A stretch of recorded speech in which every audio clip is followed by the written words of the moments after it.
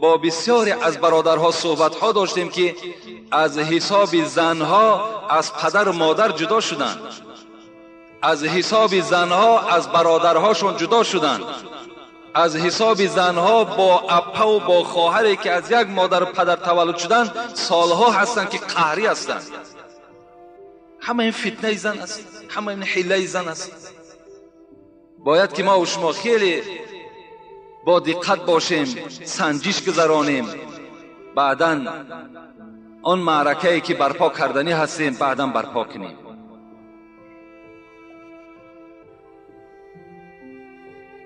انشاءالله ما در باب حق زنها این جمعه جمعه آینده صحبت داریم، زیرا این جمعه این برادر ما را یک خط داد. میخواهم به سمع شما رسانم که جمعه آینده از ما یک تکلیف کردن. داملای محترم، یک خواهش اسلامی از شما دارم که این که من 13 می که روز جمعه هست، یعنی جمعه آینده، ما با چند نفر مهمان ها در مساجد شما یعنی مسجد شما اشتراک میکنیم و مهمان ها خواهش کردند که در فضیلت امر به معروف و نهی از منکر شما صحبت کنید و موضوع را در کسیت جمع کنید، یعنی 1 ساعت کامل فقط این صحبت باشد. بسیار ضرور و مفید است برای ما. التماس رحمت الله. یعنی یک برادر ما دیدیم که از راه دوری ها بوده است، در دوام 1 ساعت گفتن چقدر صحبت بهترین در باب دعوت و تبلیغ، در باب امر معروف و نهی منکر چی ثواب دارد، چی فضیلت دارد. و اگر قصه های شیرین هم که باشد در داخل این جایگیر کنید. برای ما این 1 ساعت کسیت شما بسیار ضرور است و بعضی ضرورت هاش را هم بیان کرد. انشاءالله ما سخن این برادر قبول کردیم. جمعه آینده خدا خواسته باشد در همین باب صحبت داریم. السلام علیکم داملای عزیز و مهربان. من از شما خواهش دارم به سوال من جواب گویید. درباره پیشاب کردن در حاجتخانه میگویند که در حاجتخانه یا اینکه در دیگر جا پیشاب کنی راست ایستاده در لباست یا که در تنت نرسد هیچ گناهی نیست. همین سخن درست است یا نه؟ به سوال من جواب گویید. اکثر میان عمرها را میبینیم که با همین کار دست میزنند. بعد خردسال از او چی یاد میگیرد؟ با احترام داملای عزیز، این برادر مقصدش از راست پیشاب کردن است که آیا راست پیشاب کنی یگان گناه یگان غلط هست یا نه. من به شما چند حدیثی را میخوانم، گوش اندازین و از این حدیث ها خلاصه برآورین که راست پیشاب کردن خوب است یا نشسته پیشاب کردن خوب است. حضرت حذیفه که راوی این حدیث است میگوید که بار من پیغمبر خدا را دیدم که فبال علیها قائما، یعنی بالای یک خاکتوب، یک توده خاک بود یا یک جایی که همین خاکروبه ها پرتافته میشد یا ما و شما غجدی میگیم، غجدی های خانه پرتافته میشد. پیغمبر خدا بالای همان بر آمدن و راستا پیشاب کردند. حضرت حذیفه میگوید این را من با چشم سر دیدم. این حدیث هم مسلم روایت میکند. در حدیث دیگر باز همین اینش در سنن ابو داود است. اگر کسی نزد کسی همین صحیح سته باشد میتواند مراجعت کند. ابن ماجه هم روایت کردگی هستند. عایشه میگوید که کسی که گوید پیغمبر خدا راست پیشاب کرده است باور نکنید. عایشه صدیقه همسر پیغمبر خدا میگوید کسی گوید که پیغمبر راست پیشاب کرده است شما باور نکنید. انا رأیته یبول قاعدا، من دیدم که پیغمبر خدا نشسته پیشاب میکرده. این سخنی عایشه صدیقه هست. عن ابن عمر عن عمر اینم در سنن ابن ماجه هست. بچه حضرت عمر از پدرش روایت میکند. چی میگوید؟ میگوید که رآنی رسول الله صلی الله علیه و سلم و انا ابول قائما. حضرت عمر گفته بود است که من یک بار راستا پیشاب کرده ایستاده بودم. عمر فقال یا عمر، پیغمبر خدا میگوید به سوی من خطاب کرد ای عمر لا تبل قائما، هیچگاه راستا پیشاب نکن. فما بلت قائما بعد. این سخن عمر است. بعد آنی که پیغمبر مرا خطاب کرد و گفت که هیچگاه عمر راستا پیشاب نکن، من در جای خود نشستم و اصلا دیگر تا آخر حیات راستا پیشاب نکردم. اینا حضرت عمر میگوید. اگر برای کسی سندهاش لازم باشد در سنن ابن ماجه روایت یعنی نگاه کند، انشاءالله در همون باب کتاب طهارت این حدیث ها موجود است. از این خاطر با همه شما مصلحت من همین است که پیشاب در حالت نشسته کنیم.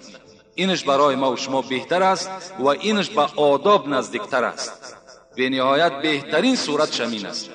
کسی راستا پیشاب میکند خود کردن گیرد، لکن به برادر مؤمنش کاردار نشود. زیرا توصیه من این حدیث های عایشه صدیقه است، مادر ما و شما که با چشم دیدن پیغمبر خدا نشسته پیشاب میکردن، و حضرت عمر از سخنش که تا آخر حیات من نشسته پیشاب کردم وقتی که مرا رسول اکرم امر کرد. السلام علیکم داملای شیرین سخن حاجی میرزا، ما یک گروه مخلصان شما با سوال ما جواب گویید. در یک وقت حضرت محمد صلی الله علیه و سلم گوشت اسب را حرام گفتند، همین راست است؟ خیلی دیگر وقت چون گذارین چیزی گفتن نگفتن، الحال گوشت اسب حلال است. نزد مذهب ابو حنیفه تا آخرهای حیات ابو حنیفه فتوای حضرت امام بود که گوشت اسب حرام است. به خاطر چی؟ به خاطر که یراق مسلمان اون زمان اسب بود. اگر اسب ها را مردم میخورد نابود میکرد، با این دشمن اسلام اینها جنگیدن نمی توانستند. امروز که دیگر احتیاج به اسب مردم مسلمان ندارد، زیرا که امروز تمام یراقهای حاضر زمان برآمده است. از این خاطر ابو حنیفه در دم آخر از حیاتشون باز فتوای به حلال بودن اسب برآوردند. از این خاطر شیرش میخرید، گوشت میخرید، برای شما رخصت است، برای شما اجازت است.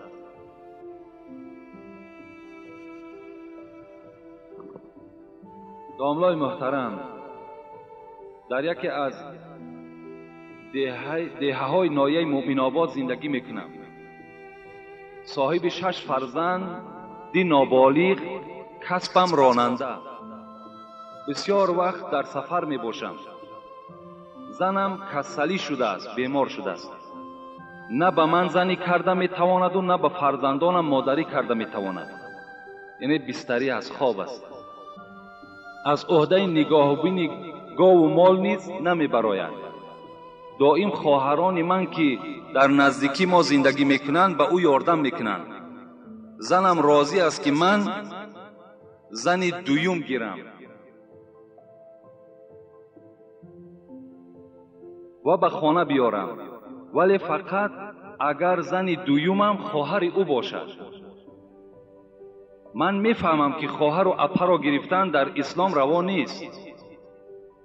با او میفهمانم، اما او میگوید که خواهرم او را و هم فرزندانش را نگاه و بینی میکند. یعنی خواهرم بیاید، این باز به من نزدیکتر است که هم خودم نگاه و بین میکند، هم فرزندهام نگاه و بین میکند. زنی بیگانه باشد در نبودن من، نه او را در خانه میگنجاند و نه فرزندانش را.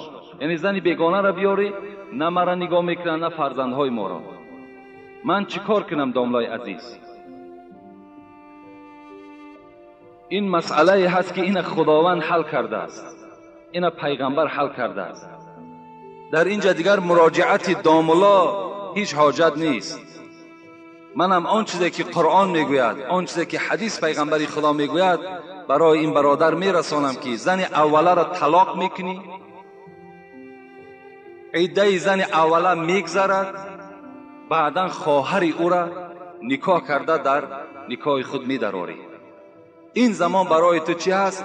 حلال از خواهر او، وقتی که اگر اپی او را تو طلاق دهی، طلاق میدهی، وقتی طلاق دادی این برای تو بیگانه می شود. این شب فراموش نکنی.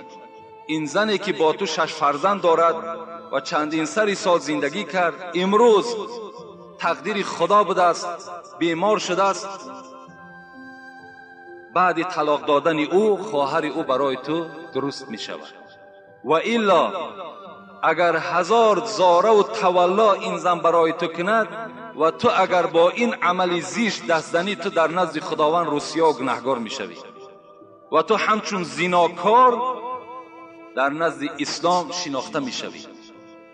از این خاطر خواهر او را طلاق ده، اپی او را طلاق ده، بعد گذشتن عده او، یعنی بعد گذشتن 3 حیض می توانی که خواهر او را در نکاح خود درآوری و مرحمت اپش نگاه میکند، خواهرش نگاه میکند. اون کاری وی است. داملای محترم، دویم سوال دادن. من 1.5 سال در روسیه برای کار رفته بودم. شکر الله پاک را میکنم که در این مدت نه گوشت خوک خوردم و نه پیوه و نه عرق. روزهای بدین باور داشته با ما در هر باره بحث و مناظره میکردند و من با قدر سوادم به آنها جواب میدادم. اما وقتی که از من پرسیدند که برای چی اسلام گوشت خوک را حرام حکم کرده است، ندانستم که به آنها چی گویم. اگر شما با این سوال جواب میگفتید، از شما نهایت سپاسگزار میبودم و از الله پاک سربلندی شما را خواهان هستم. این برادران را خدا نگاه بدارد که در همین خیل دولت کفر وقتی رفته برای زندگی کار میکنن، پول و مال جمع میکنن برای بهبودی زندگیشان، با بزم این به گوشت خوب نزدیک نمیشوند، با عرق نزدیک نمیشوند، با پلیدی های خداوند نزدیک نمیشوند. خوش به حالشان، خوش به حالشان که این گونه یعنی صبر خیلی کاملی را خداوند نصیب اینها گردانیدگی هست.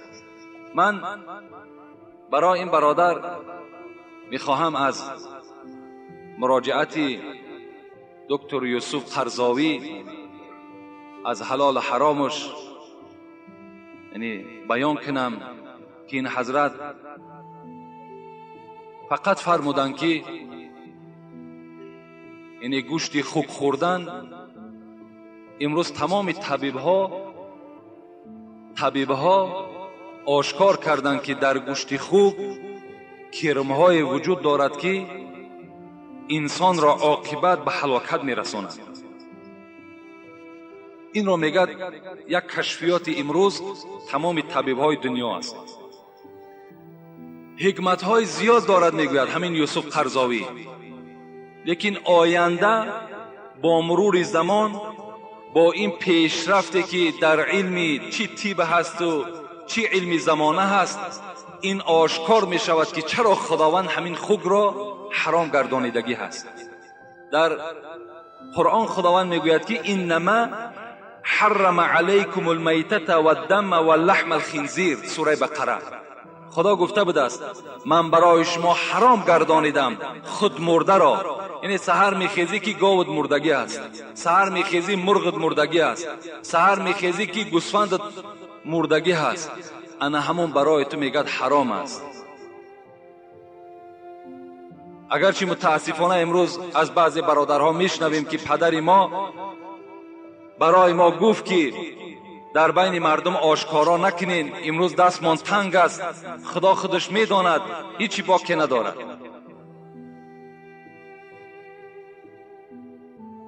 و دویم خداوند گفته بود است خون را برای شما، خونی که از مک میپرد، این را هم برای شما حرام گردانیدم.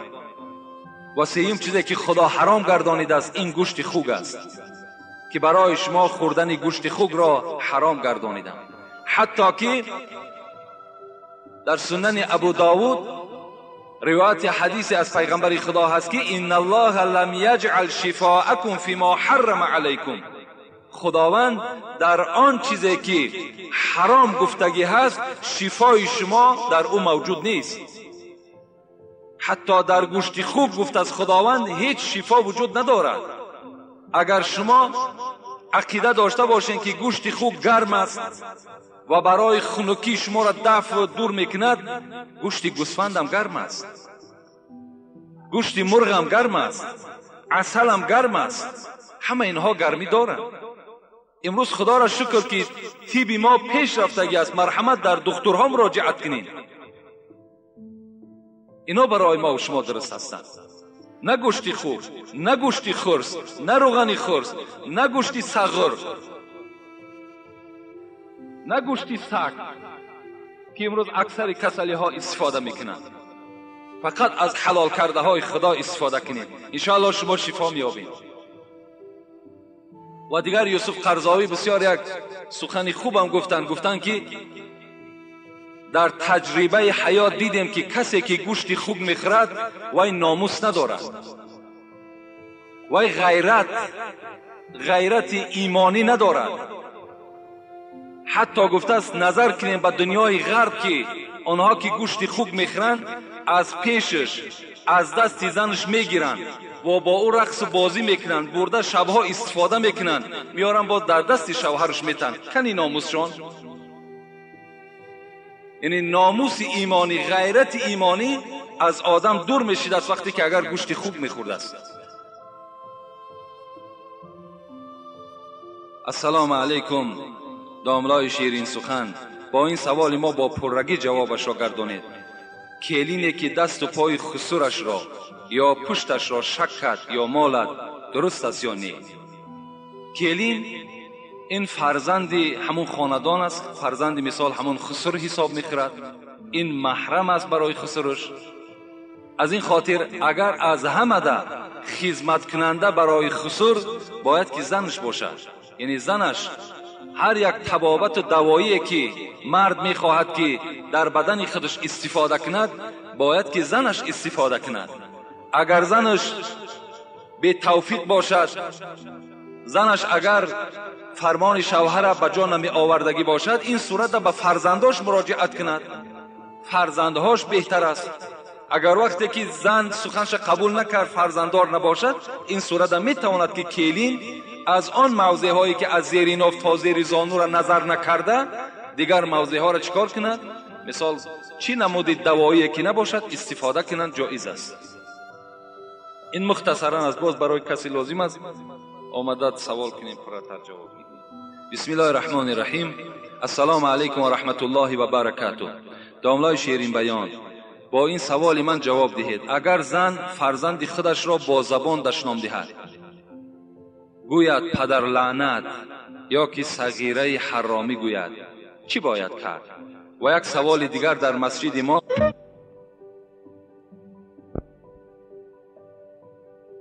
پیشه پیشین هر روز جنجال می شود. می گویند که در این وقت یعنی ساعت 12:40 یگان نماز خواندن درست نیست. موی سفیدها بعضی اشان می خوانند و بعضی اشان نمی خوانند. می گویند که نماز آنها درست نیست. در این وقت تحیه مسجد خوانیم یا نخوانیم؟ از نام یک گروه جوانانی که مخلص دائمی تو هستیم و جوابش را انتظاریم.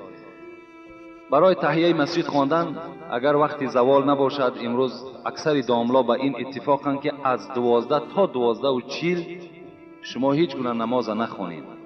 اگر چند وقتی خیلی زیاد اختیارم کرده باشند برای احتیاط است که وقتی زوال باشد، در حالت زوال نماز خواندن نزد مذهب ابو حنیفه مکروه است، کراهیت است. از این خاطر در این حالت ها ما و شما نماز نخواندن ما بهتر است. بعد از 12:40 اون جانب مرحمت اولین وظیفه آدمی که داخل مسجد می شود این است که 2 رکعت تحیه مسجد ادا کند. خب و امر معروف که باشد تحیه مسجد ترک می شود، زیرا تحیه مسجد خواندن این امر مستحب است. یعنی یک امر هست که شما به خواندنش ثواب، به نخواندنش گناهگار نمی شوین، لیکن امر معروف گوش کردن این فرض است. باید که امر معروف گوش انداختن در کار. یا ببینین حالت خطبه خواندنم گوش کردن خطبه واجب است. وقتی شما آمدین سنت های شما نخوانده باشد سنت نخوانید، بلکه به خطبه گوش کنید. و بعد خطبه انجام یافتن به فرض اقتدا کنید، دیگر سنت جمعه خوانده نمیشه. نزد مذهب ابو حنیفه. و این زنی که فرزندهای خود دشنام میدهد، چه از پدر لعنت و چه از صغیره حرامی و دیگر که این معلوم است وقتی که زنی که به فرزند خود پدر لعنت میگوید، یعنی وقتی شوهر خودش را لعنتی که خواند، از این زن دیگر بدبخت دیده شخص کی هست؟ وقتی که مثال فرزند خودش را حرامی میگوید، یعنی که فرزند خودش را پدر لعنت میگوید، از این کلمه قبیح نیست، از این کلمه بد نیست. وای به حال همون زنی که البته این لفظ در فرزنداش استفاده میکنه. انشاءالله من این مسئله ها را در باب همون حق زنها و جمعه دیگرش حق شوهرها همش با پرگی به شما بیان میکنم. میتوانید که این کسیته ها را برده در نزد همون عائله هاتان گذارین، انشاءالله گوش اندازند، شاید که خدا اونها را هدایت کند. السلام علیکم داملای شیرین سخن، شخصا برای من محبوب هستی. من یک چند سوالی دارم، میخواهم پاسخش را بگیرم. شخص 5 وقت نماز را ادا میکند ولی ناس میکشد و همه کارهای غیر اسلامی را بس کرده است ولی ناس را نه. درباره ناس کمی روشنی میانداختید. من برای پیدا کردن رزق روزی به شهر دوشنبه رفتم، در ساختمان کار میکنم. در روز جمعه مرا اجازت نمیدهند که به نماز جمعه روم. در این حالت من گناهکار میشوم یا نه؟ با احترام مخلص اشدی شما.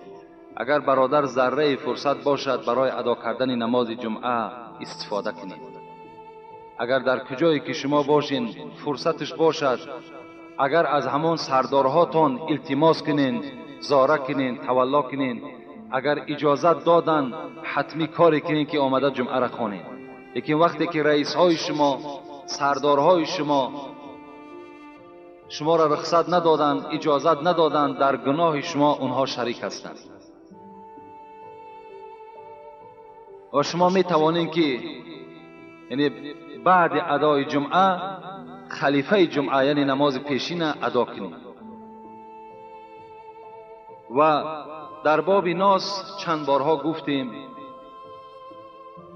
که یعنی در دست من یک کتابی هست از یک شیخ عرب، چاپ مدینه هست، که در باب همین مخدرات، چه از سیگاریت و چه از ناس و چه از گیروئین و چه از بنگ و از نشه و از همه اینها صحبت کردگی هست. همه اینها را یک حدیث پیغمبر خدا را دلیل میکند که پیغمبر خدا گفته بود است لا ضرر ولا ضرار فی الاسلام.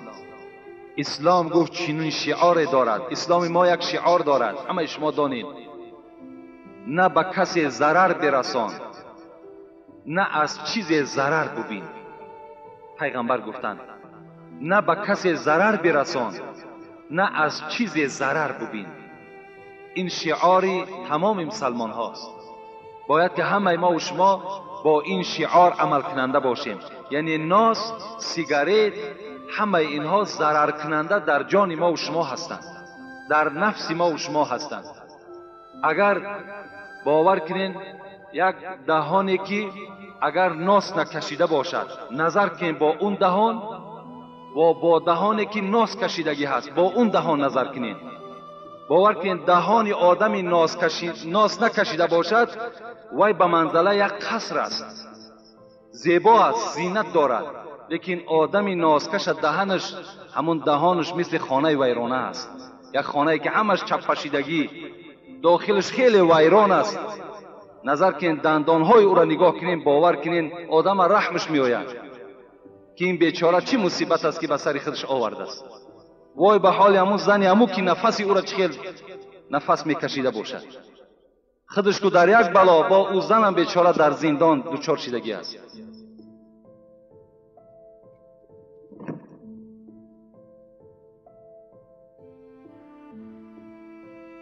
خداوند دنیا و آخرت ما و شما را آباد کند. داملای عزیز، من در سین 63 قدم ماندم.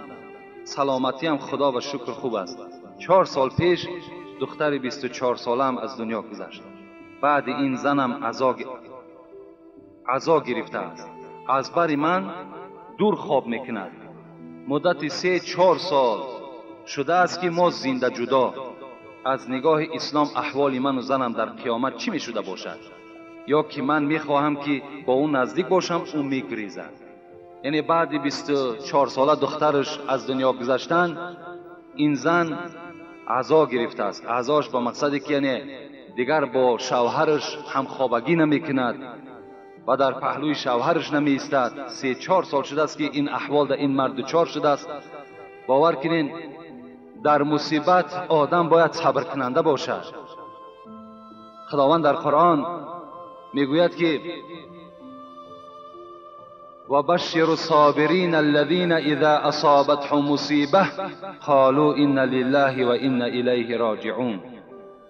خداوند میگوید بشارت ده آن کسانی را که بالای اونها مصیبت می آید و اونها میگویند که ما از خدا هستیم و به سوی خدا بازگشت داریم.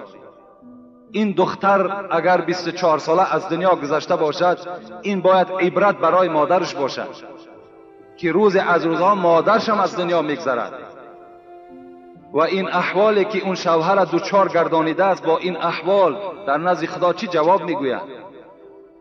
حال من در قیامت میگوید چی میشود؟ حال تو در قیامت این است که در قیامت هم این زن از تو جدا هست. پیغمبر خدا گفتند که زنها را پیش شوهر میارند، میگویند آیا با این زن میخواهی که در همین جنت زندگی را دوام دهی؟ اگر زنی نیکوکار باشد، اگر زنی نیکبخت باشد، اگر زنی باشد که با قدر شوهر میرسیدگی باشد، این مرد چی میگوید؟ البته میخواهم که در جنتم همراه این زن باشم. و این زن میگوید از حورهای جنتی دیده با زینتش زیباگیش زیادتر میشده است. لیکن زنی که در دنیا مرد آزار میدهد، مرد غم و دقت میدهد، مثل این مادری که کرده است، اینها از این شوهر جدا هستند. راحت این شوهر دیگر در جنت نمیبینند. انشاءالله این سوالهای خیلی زیاد در باب زنها نزد من هست. از این خاطر من هم به یک خلاصه آمدم که در باب زنها یک صحبت مکمل انشاءالله برای شما میرسونم که همین زنها مردها را احترام کنند. البته سبب به احترامی مردها امروز به همه ما و شما معلوم است که زنها از امر معروف دور هستند. زنها سخن خدا را نمیشنوند. زنها از این صحبت‌های ما محروم هستند. برای همین است این مصیبت بالای تمام مردها آمده است که زنها نمیدانند که شوهر در اسلام چه قدر و چه قیمت دارد. السلام علیکم داملای شیرین سخن. التماس با همین سوال من جواب گویید. در خانه گربه داشتن ممکن است؟ ممکن است. اگر در خانه کسی که سگ پیغمبر خدا منع کردند، لیکن اگر در خانه که گربه باشد با گربه اجازت دادند.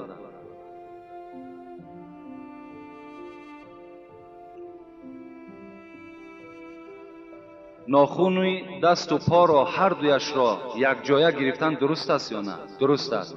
اگر ناخن دست و پا را در یک مجلس، یعنی در همین روز جمعه، اگر ما و شما تازه کنیم، این سنت است، این بهتر است، این البته افضل تر است. یک کودک 10 ساله را نمازخوان کردن و در وقت نماز سنت را بلند خواندن درست است. بلند البته درست است.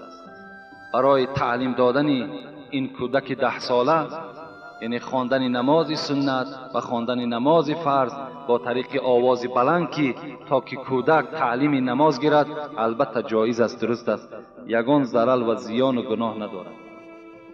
در وقت نماز فرض بعد از امام سلام دادن با طرف راست و چپ درست است. در نماز در دستت ساعت باشد درست است، درست است. با ساعت نماز خواندن هیچ گناهی ندارد، لیکن بعد از امام البته سلام میدهیم. بعدی که امام سلام میده السلام علیکم و رحمت الله، شما السلام علیکم و رحمت الله میگویید. یعنی سلام البته بعد امام شما هم سلام میدهید، لفظ سلام شما هم تکرار میکنید. شخصانی که در خانه خود مگنیتوفون بلند کرده همسایه را آزار میدهند، آیا از روی اسلام است؟ نه، از روی اسلام نیست، بلکه آدم البته گناهگار میشود. ما در این باب صحبت داشتیم که در خانه هایی که مگنیتوفون ها بلند کردگی هست و آزار همسایه میشود، اینش باز گناه، یعنی گناه دویم درجهش است. گناه یکم درجهش این است که تو از رحمت خدا دور میشوی. بهترین صورت همین است که این مگنیتوفون هایی که در خانه داریم، در اینها شما کسیته های امر معروف گذارید.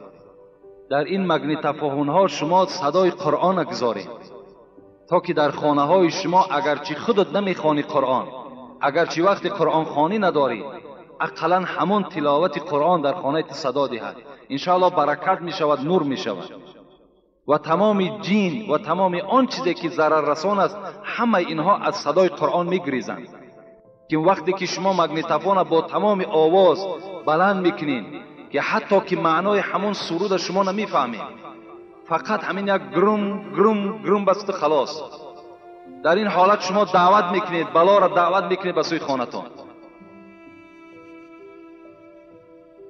السلام علیکم.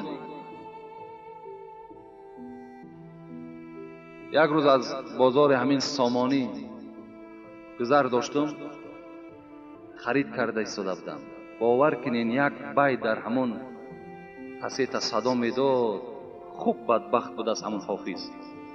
کدام بدبختی روسیایی بود است، چنان یک گپ‌های بی شرمی بی حیانه در داخل همین ثبتش وجود دارد. باز تمام آن کسانی که در اطراف همون حافظ جمع شدگی است، همه اونها با تمام آواز با دستگیری کردیست. باور که نوای ما تلفظ کرده نمیتونم. بی نهایت گپی قبیح. انا همین گونه کسیته ها در خانه ما و شما صدا میدهد. این صورت های یهودی هایی که هر روز شکار مسلمان میکنند که بالای خانه ما و شما قرار دارند، اینهاش کفایت نکرده بود که باز این صداهای خیلی ناخوبه در خاندان ما و شما صدا میدهند. خانه مسلمان، خانه آدم مسلمان باید که چی داشته باشد؟ خانه آدم مسلمان باید که صورت کعبه داشته باشد. در خانه آدم مسلمان باید که سوره آیت الکرسی باشد. در خانه آدم مسلمان باید که قرآن از بالای جیودان رهبری خانه گذاشته شدگی باشد. نه صورت این اکتیارها و این بازینگرهایی که در کیناها ما و شما میبینیم که اونها در دوام همین 3 ساعتی که کینا می رود یا 2 ساعتی که کینا می رود با چندین زن در همون داخل کینا علیه زنا میکنند. همونها را با ما و شما بالای خانه جا کردیم. باور کنین از این در بدبختی نیست. باور که حیا انسان باید شرم کند که نخواد در خانه مسلمان صورت کافر باید که گذاشتگی باشد. کنی شما یک گذر کنین همین دولت های کفر رفته و تماشا کنین در کدام خانه کافر قرآن است، در کدام خانه کافر صورت کعبه گذاشتگی است، در کدام خانه کافر سوره آیت الکرسی گذاشتگی است. چرا ما تقلیدی اونها میکنیم؟ چرا اونها تقلیدی ما نمیکنند؟ چرا ما لباسی اونها را میپوشیم؟ چرا اونها لباسی ما را نمیپوشند؟ اینا را شما خودتان مقایسه کنین. السلام علیکم محترم داملا، من از شما خواهش میکنم که درباره بعضا عرف و عادت هایی که تا حال در بین مردم ما وجود دارند و مثل در جنازه ها ارتش دادن، هفته، چیلم، 6 ماهگی و غیره روشنی اندازید و تا کدام اندازه درستی این را شرح دهید.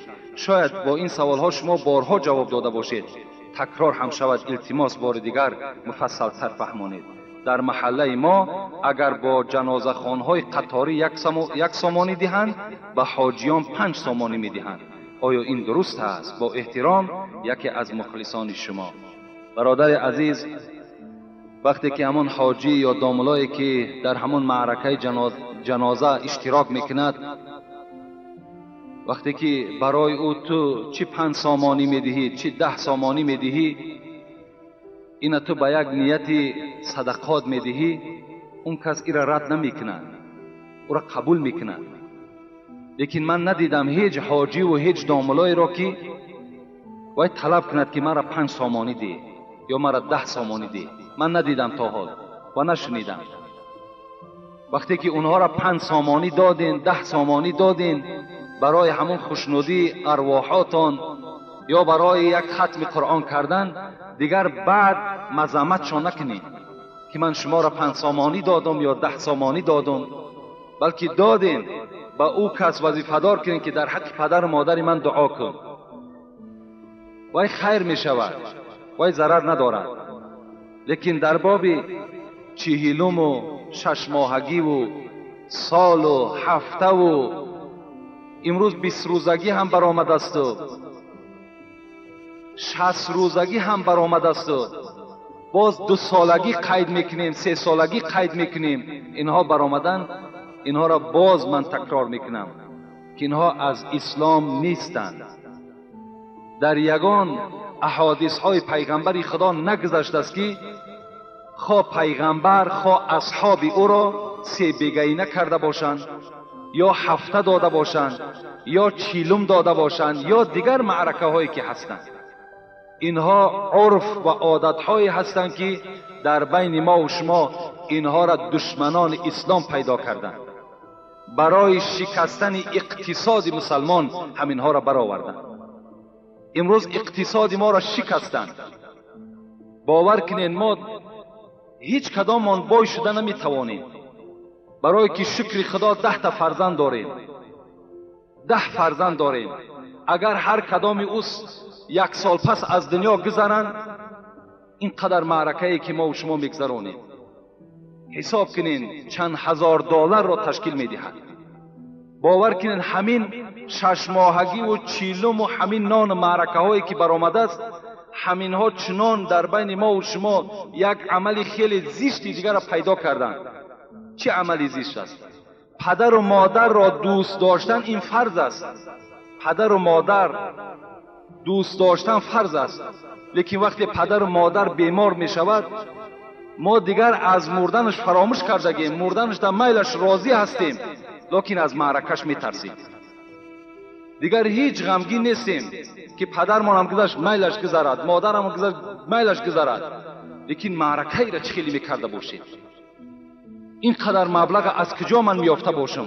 باور که من در فکر دیگر محبت پدر مادر نیستیم، فقط همین در خیال ما فقط نان و معرکش میگذرد. از خانه بیرون برآمده نمیتوانیم، هیچ جا استراحت کرده نمیتوانیم. تمام در راحت برای آدم مسلمان بسته شده است. برای مبلغ نداریم دیگر. یک کتاب برای تبلیغ خریده نمیتوانیم. 4 سومی که میآوریم پس انداز کردیم برای پدر مادر ما مرده شد. نیست دیگر، ماندیم. چیکار کنیم؟ امروز باید که همه اتفاق شود. اقلاً کمی از اینها را از بین بیرون کنیم. اقلاً 3 بیگانش نابود کنیم. اقلاً همین 40 و 20 و 6 ماهه و دیگرش دور کنیم. کدام از انسانی که نان معرکه میکند وقتی خاندانش میروی باور کنیم فقط گپش همین است. بسیار مشکل من آمد، بسیار مشکل من آمد، بسیار زور من آمد. حتی که دست به قرضم زدن، از کجا و خیر احسان می شود؟ قرض به قرض خیر احسان کردگی ده باور که همون خوردگی آدم گناهگار می شود خودش. هفته ما تمام کردیم تا آخری سال پنجشنبگی. امروز چنان با بیرحم میشیدیم که از 10 نفر 15 نفر در خانه ها کم نیستند. 3 طبق 4 طبق هر روز پنجشنبه. دیگر در این بابت باور کنید من هیچ صحبت کردم نمیتوانم. اینا فقط باید که همبستگی باشد، چه از طرف وکیل محله، چه از طرف همون نظارتچی که در محله از طرف کارگرای ارگان‌های داخلی وابسته هستند. یعنی همه کسا اگر به این مبارزه بریم انشاءالله ما این را از بین نابود میکنیم. لیکن برای نابود کردنش بعضی از برادرها شاید که خفه هم شوند. خفه هم که شوند اسلام دستورش این نیست. خداوند در قرآن میگوید و ما یعمل مثقال ذره خیر یره و ما یعمل مثقال ذره شر یره. خیر احسان دستت میرسد، من زید نیستم. در حق پدر مادرت خیر احسان کن، باز همسایه ها تا دستگیری کن برای روحانیت پدر مادرت. خب این زلالی ندارد. یعنی خیر احسان ما طبق عقیده که ما داریم بر روحانیت پدر مادر میرسد. خیر احسانی که میکنیم اگر یک سامانی هم که باشد به روح پدر مادر ما و شما میرسد، لیکن با شرطی که ما شرایط داشته باشیم، با شرطی که دستمان رسد.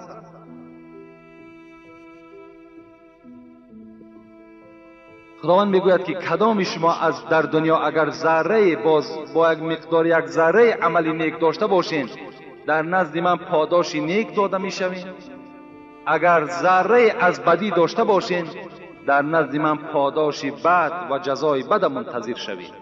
یعنی کسی که در دنیا چیزی که میکند عاقبت حاصل شد در نزد خدا میدرود و میگیرد.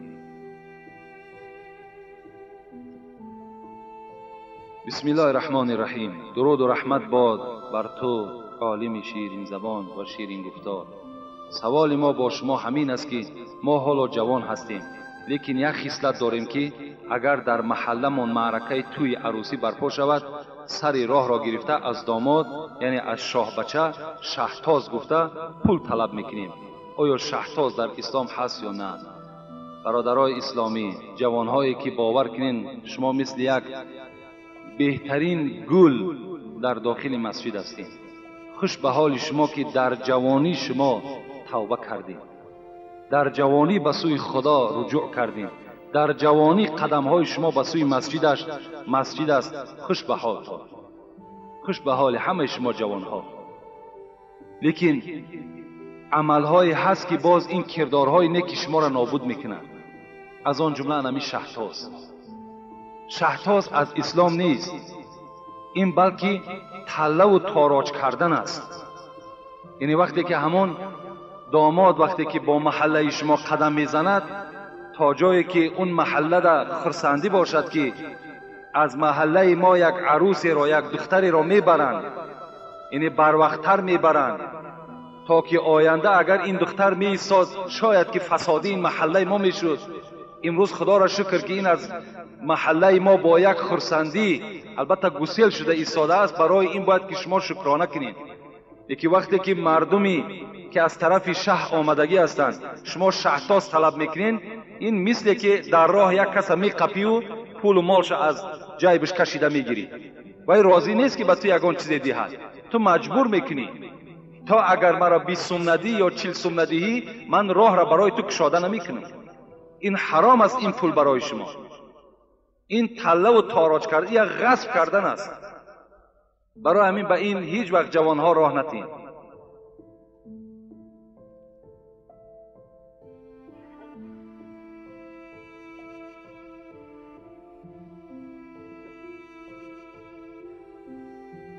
السلام علیکم اکای حاجی میرزا، التماس میکنم به سوال من جواب گردانید. یک شخص با من گفت که در دنیا خوش روی ترین یوسف است، پسر حضرت یعقوب. التماس میکنم سوال را پر فهمانید. او با ما گفت 99% خوشرویی را حضرت یوسف دارد و یک حصه او را در تمام بنده های مؤمن خداوند تقسیم کرده است. حق است. حضرت یوسف به نهایت زیبا بودند، به نهایت حسن و جمال داشتند. رسول اکرم گفتند من در آسمان چهارم با یوسف رو پرو شدم شب معراج.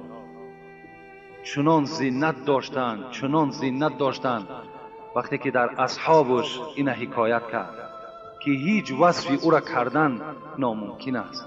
حتی در قرآن هم قصه یوسف میگذرد که زنهای مصر وقتی که یوسف دیدن در پیش خود همون سبزواتی داشتن برای ریزه کردن، حسن یوسف چنان به اونها غلبه کرد که دستهای خود بریدن و درکدار نشدن. دستهای خود خونشار کردن، درکدار نشدن، زیرا که حسن یوسف دیدگی آدم یعنی تماما از هوش میرفت. لیکن یکی از حدیثهای پیغمبر خدا ده، یکی از صحابه ها میگوید روز من مهمان پیغمبر بودم، شبی میگد 14 ماه بود، میگد یعنی شب 14 ماه چقدر روشن از زیبا هست. میگن من در پهلوی پیغمبر خدا نشسته بودم، پیغمبر میگد صحبت داشت، یعنی پیغمبر ما و شما. میگوید در همون خانه ای که نشسته بودیم نور پیغمبر خدا میگد همون خانه را فرا گرفته بود. همین صحابه پیغمبر میگوید قسم به خدا میگوید من گاه میگد مهتاب نگاه میکردم روشنیشه، گاه میگد چهره پیغمبر خدا را به خدا قسم که چهره پیغمبر میگه از مهتاب دیده روشنتر بود. یعنی پیغمبر ما و شما از مهتاب هم دیده روشنتر بودن. یعنی حسن رسول اکرم از حسن یوسف هم دیده بالاتر بودن.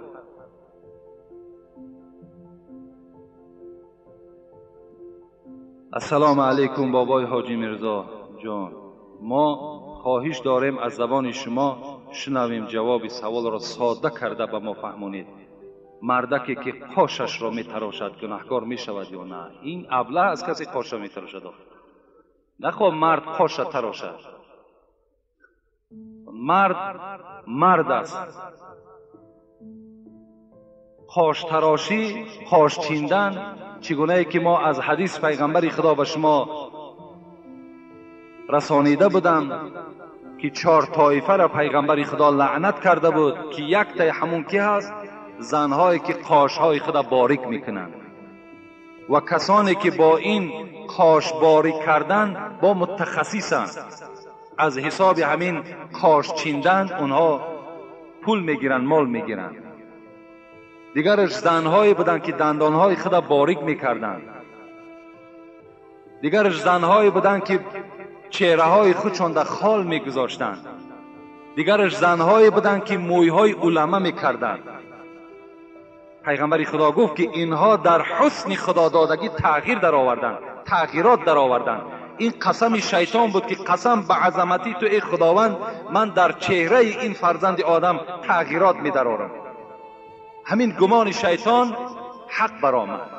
امروز زنها را تماشا کنین، قاشها باریک کردگی هستند، مویهای علمه دارند، خالها میگذارند، دندانهای باریک دارند.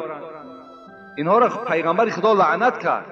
اگر مبادای مردهایی که امروز اگر این استفاده کنند، اینها در لعنت خداوند داخل می شوند. بسیار ابلهی هست، بسیار شرمندگی هست. شما باور کنین همون من بسیار اخبارات ها را نگاه میکنم، به اخبارات بسیار توجه زیاد دارم.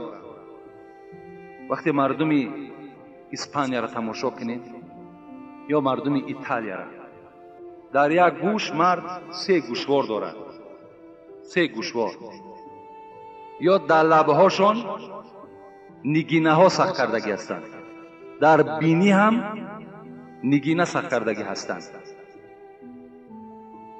و دیگر تغییرات های همین مردها در آوردن. لیکن اونها از طایفه هستند که اونها را مردهای دیگر استفاده میکنند،